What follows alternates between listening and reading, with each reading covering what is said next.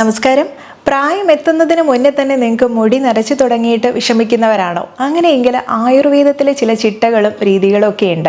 അതെന്തൊക്കെയാണെന്ന് മനസ്സിലാക്കിയാലോ? മുടിനര മാറ്റം മാത്രമാണോ എന്ന് ചോദിച്ചാൽ അല്ല. മുടിയുടെ ആരോഗ്യത്തെ തന്നെ വീണ്ടെടുക്കാനും, മുടി പൊട്ടിപ്പോകുന്നത്, നേർത്തു പോകുന്നത്, ഉള്ളു കുറയുന്നത്, വളർച്ച മുരടിക്കുന്നത്, അങ്ങനെ മുടിക്ക് നല്ലൊരു പോഷണം നൽകാനും കൂടെ സഹായിക്കുന്ന ഒരു ഓയിലാണ് പ്രപുണ്ടരീകാദി തൈലം എന്നുള്ളത്.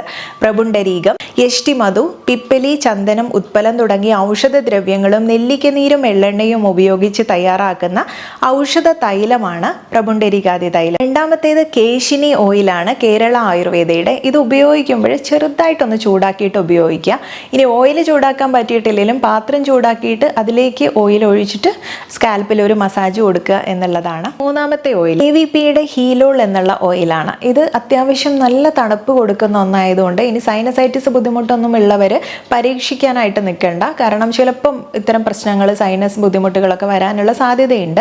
ഒരുപാട് സമയം വെച്ചിരിക്കാണ്ട് കഴുകി കളഞ്ഞാലും മതി.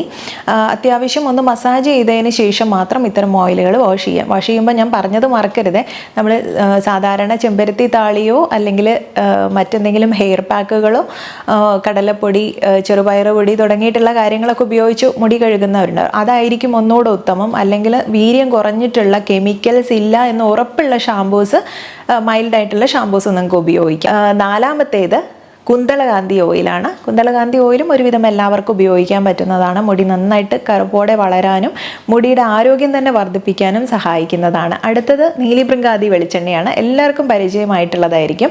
ഈ ഓയിലായാലും തന്നെ നമ്മുടെ മുടി ഇഴകൾക്ക് കരുത്തേകാനും മുടിക്ക് നല്ല പോഷണം കൊടുക്കാനും മുടി നരയെ കുറയ്ക്കാനും ഒക്കെ സഹായിക്കുന്ന ചേരുവകളാണ് ഇതിൽ ചേർത്തിട്ടുള്ളത്. മുടിനരയുള്ള ആളുകളാണ് ചെയ്യാൻ പറ്റുന്ന ഒരു ടിപ്പും കൂടെ പറയാം.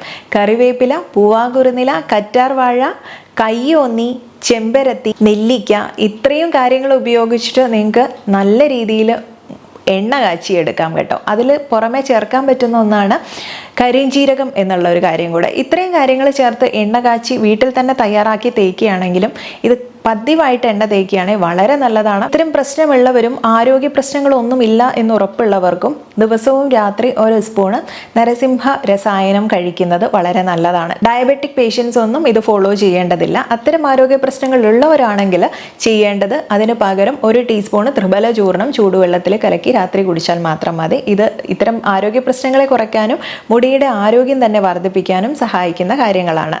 ഇനി ഈ നരസിംഹ രസായനം കഴിക്കുന്നതിന് കൂടെ തന്നെ അതൊരു നെയ്യ് കൺസിസ്റ്റൻസിയിലായതുകൊണ്ട് ഒരു ഇളം ചൂടുള്ള ഒരു ഗ്ലാസ് വെള്ളമോ ഒരു ഗ്ലാസ് പാലോ അതിന് കൂടെ കുടിക്കുന്നതും നല്ലതായിരിക്കും.